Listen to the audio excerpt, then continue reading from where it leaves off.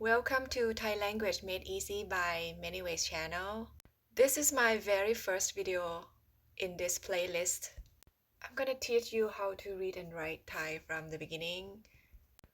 These videos are for everyone who probably I would say that understand Thai language at some point and wanna know how to read and write the basic stuff.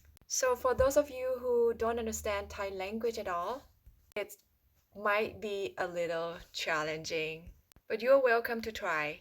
So I think these videos are gonna pretty much benefit people who talk Thai at home or whose parents speak Thai at home, but they don't know how to read and write. Should we try? Let's start.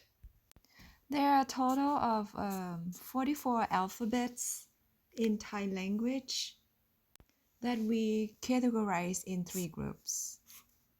So the first one that we're going to start with is the middle sound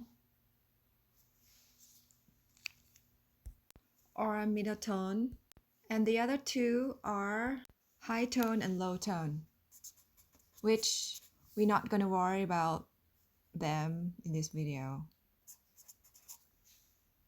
We're going to start learning about the letters in the middle tone first.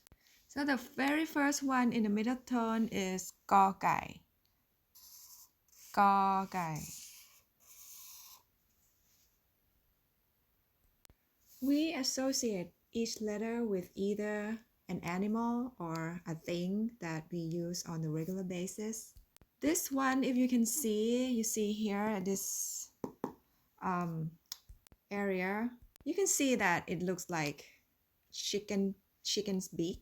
So this letter is Gor Gai. Gai in Thai means chicken. Okay, Gor Gai. This is how to pronounce it. Gor